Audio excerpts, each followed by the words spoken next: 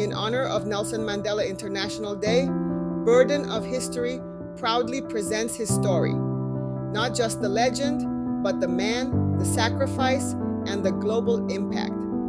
Because before the statues, there was a cell. Before the peace, there was a price. Watch now and uncover the real story behind Mandela's fight for justice. Nelson Mandela, 07-18-1918, 12-05-2013. May he rest in peace. As I walked out the door toward my freedom, I knew that if I did not leave my bitterness and hatred behind, I'd still be in prison. Nelson Mandela. Welcome to Burden of History, where truth isn't just told, it's restored.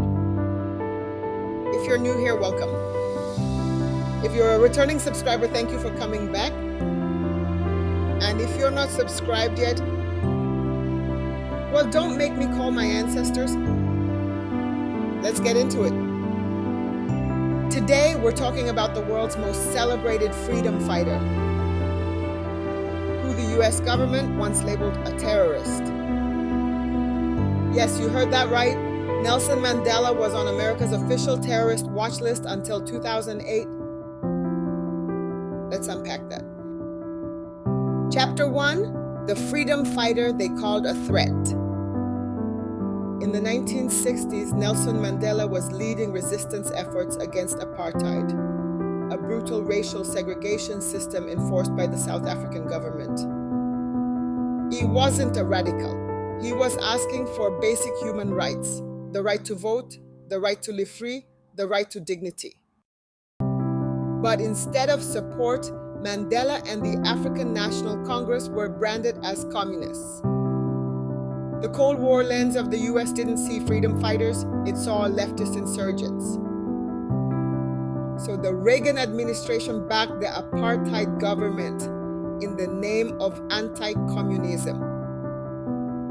Chapter 2, the CIA's dirty hand.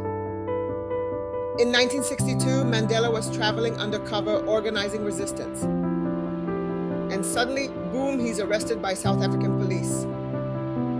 But it wasn't a lucky guess. Years later, a retired CIA officer admitted he gave Mandela's location to the apartheid regime.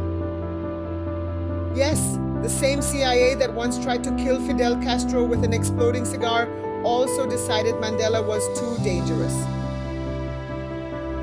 Well, no wonder Castro gave the US all the Cuban Marielitos. But that's another video, another time. Chapter 3, 27 years in prison without bitterness. Mandela spent 27 years in prison. That's longer than some people's marriages. He missed his children growing up. He missed entire decades of global change.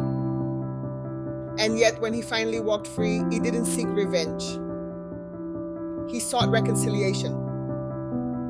He invited his jailers to his inauguration. He built unity instead of building walls. And he showed a level of emotional maturity that some world leaders can't find with both hands and a flashlight. Chapter 4, US hypocrisy on full display. Mandela was released in 1990. He became South Africa's first black president in 1994. He won the Nobel Peace Prize. He became a global icon for peace and justice. And still, the US left him on the terrorist watch list until 2008. That means Mandela needed special permission to visit the United States. Let me repeat that. The man who helped free an entire country had to get permission to enter the land of the free. Meanwhile, American companies were doing business with apartheid South Africa. Mandela was locked up, but capitalism, it kept flowing. Chapter 5, Mandela's legacy and the global lesson. Mandela didn't just defeat a system. He showed the world what real leadership looks like. Not performance, not power-hungry politics, but humility, vision, and the courage to forgive in the face of trauma. He held a mirror up to the West. And in that mirror, we saw who we really supported. not the freedom fighters, but the systems they were fighting to dismantle.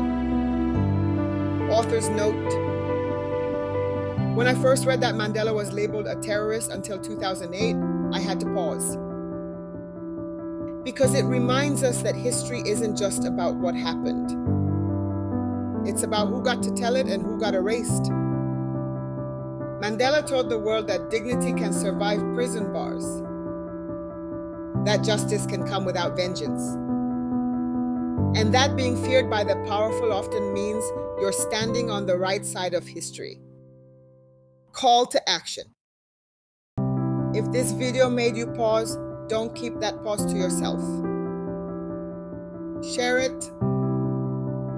Talk about it.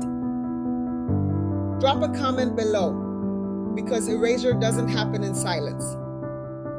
And at Burden of History, we restore what was erased. Subscribe and turn on the notifications, because we're not done, not by a long shot.